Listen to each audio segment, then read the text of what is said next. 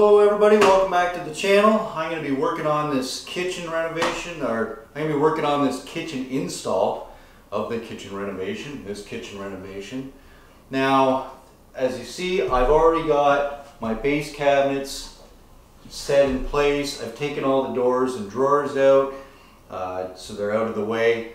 I like to start with the base cabinets. I like to get them in place just to see how things go.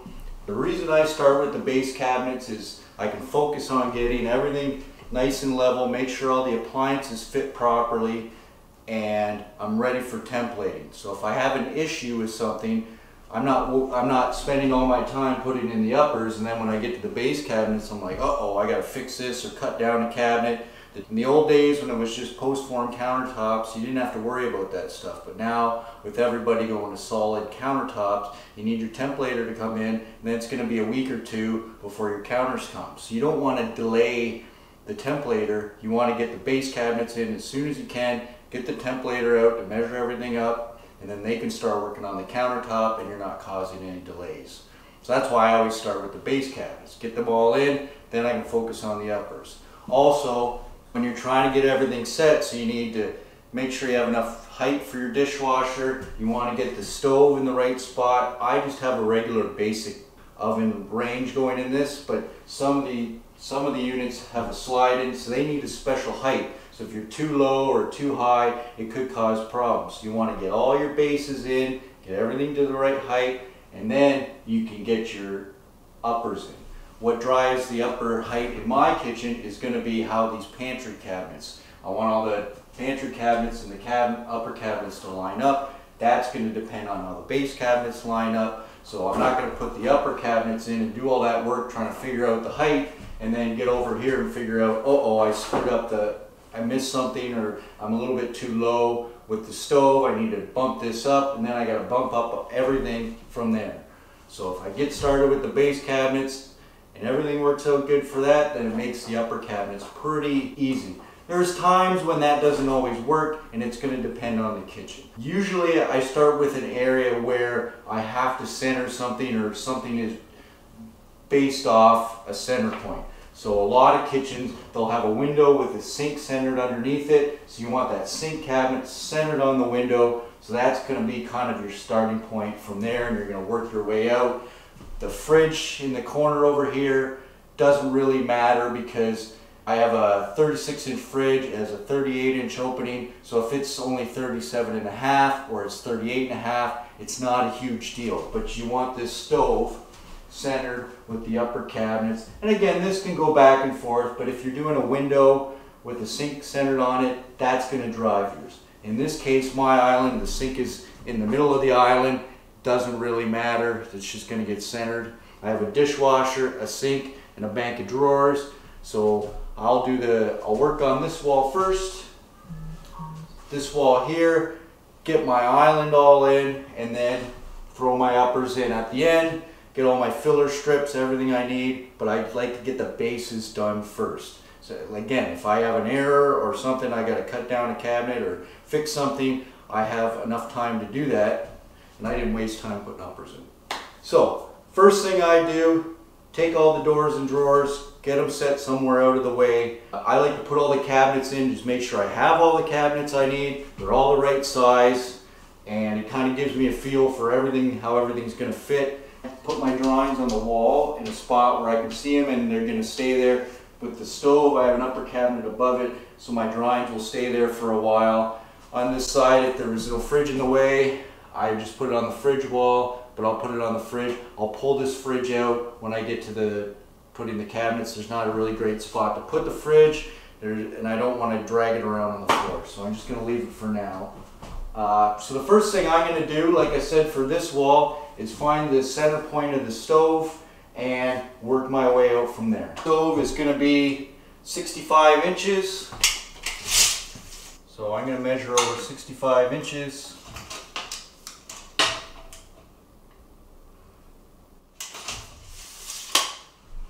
Now the issue I have is this wall is a little crooked. The way my cabinets are going to go is these cabinets are going to butt against this short wall over here, and I'm going to put a end panel on there to kind of cover up the gap. and I'm going to do the same with the top. I've already checked this wall with my level, and I know that the wall is off a little bit, and it's off about 1/4 of an inch on that side. So I'm actually going to go 65, and I know it goes up another 1/4 inch for the uppers, and I want that upper cabinet to be tight against the wall. So I'm actually going to go 64 3/4 to the center, and then I will level up. So that'll be my center line for the stove. Now I'm going to double check that this is all going to work, because I don't want to start screwing these base cabinets to the wall and get them all in, and then my uppers don't work. So I'm not going to put the uppers in, but I still need to make sure that this is going to work the way I want it. So I have a 30, 33, and a 16.5 inch cabinet. Measure over 15, 33, and then make sure I have 16.5 inches. So I have 17 over there. Work my way over there. That's going to work. Not too concerned about that. I'm going to do the same thing for the top over here. So now that I know my uppers and everything are going to line up, my base cabinets, everything's lining up good. I've double checked everything. Now I want to try and get everything leveled up. So I'll go around and just double check. You can check on the floor. You can check on the cabinets. There, I'm pretty level. I'm a little high on the left side.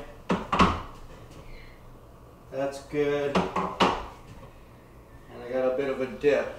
So normally, around exterior walls, or wherever there's like a beam or something in the floor, those are going to be your high spots, and the floor is usually going to droop a little bit in the middle. You might get one joist with a big hump. If you got a really old house, it might be really out of level, out of whack. But normally around the outside walls, it's going to zip up. If you have an inside partition wall, sometimes it'll droop a little bit around that wall. So you just want to double check. You don't want to go too high and too low. Now these cabinets have the kick built in. They just have a notch for the kick panel to go on. Some of them have adjustable legs. Some of them are on kick boxes, so you would actually level the boxes out, kick boxes out first, and then set your cabinets on top of that.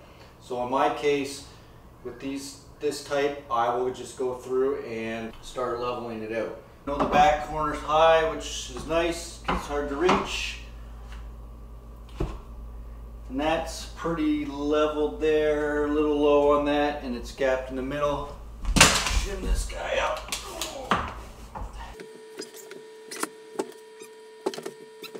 And this guy's low.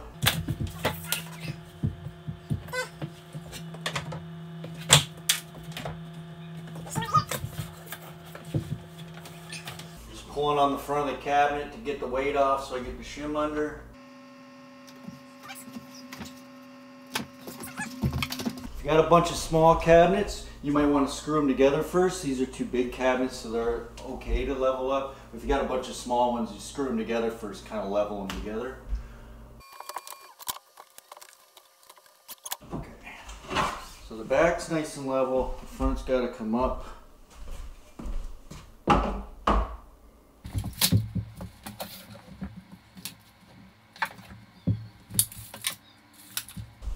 Okay, so in order to get this leveled up, I gotta, now that the back's level, this is leveled here, it's working its way down on the other side. So that back corner is just a little bit higher than I want to deal with. The problem is you start shimming it up too much in the front, and you get a little bit too high. So what I'm going to do is take this cabinet, take that cabinet, and cut the back off a little bit so that I can get this one down, and then I'm not cheating everything up too much.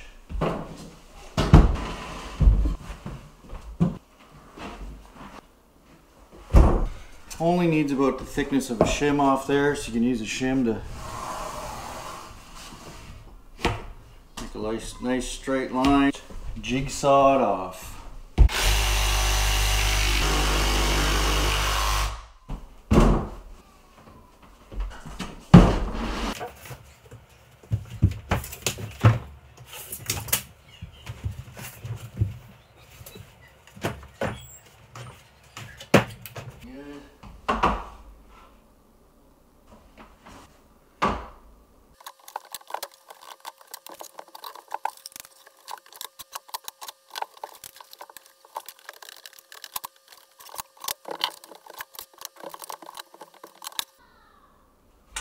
Okay, so I got it close to where I want. I'm just going to leave it for now and work on this side.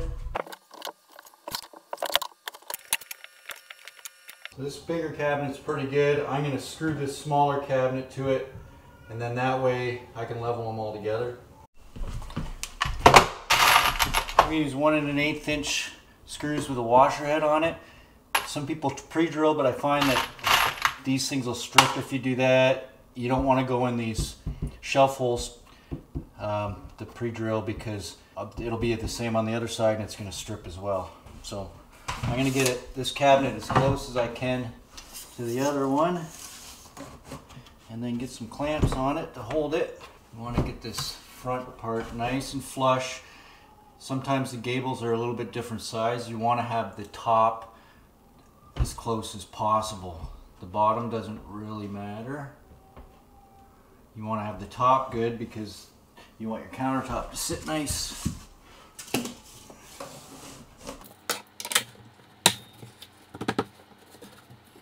This way so you can see it. I try to avoid putting the screws in the open cabinets, but it doesn't really matter with this style. I'm right-handed, so I find it easier this way. But you try to put your screws in the drawer cabinets so you're not going to see them. The base cabinets, you don't really see much. You want to stay close to the bottom. You want to stay close to the front. If you go too far in, it could split and gap if you put too much pressure on it. One there, one kind of in the middle.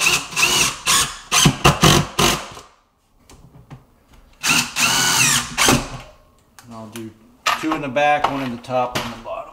Check it's not split open like up here. So what you can do is clamp the back.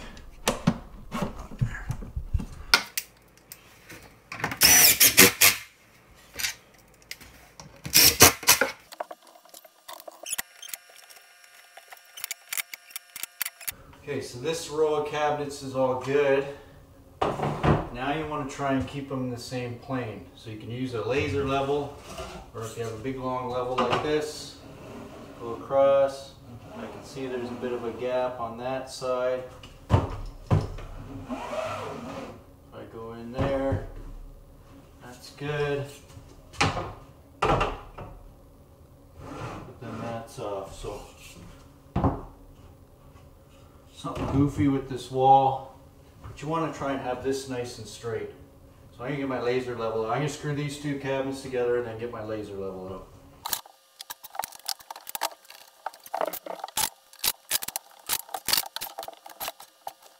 I put the laser level on here. I put marks of 1.5 so I don't have to try and line up the end, and you can hear the laser levels in, so the cabinets have to be pulled out just a little bit. But you want to do that because the back in this case is going to be bigger than the front, and you might have trouble getting your stove in, and it could mess up how the countertop works. So I'm just going to shim it out. Ready to screw these in. So you want to screw, you only need to screw the top of these cabinets. Usually there's a bar and a backer, so you only need to screw the tops in. I'm going to find the studs. Now I know there's one here. Luckily it's just primed so I can actually see a lot of the screw patches and everything. I know there's one there. You can take a little drill bit and check where it is. I don't want to do that because I put vapor barrier on, it's nice and sealed. I don't need a whole bunch of holes. So you want to get shims in where your screws are going to go.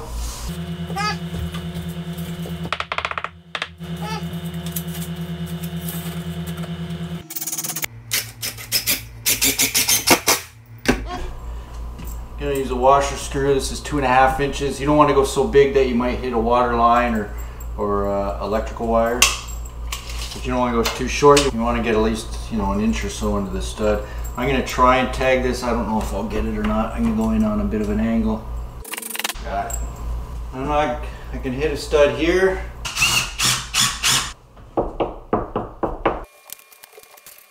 Usually don't go every stud, usually like every other one. And then I'll double check it's level. I'll put the laser line back on, double check that it's still straight, and then I can move on.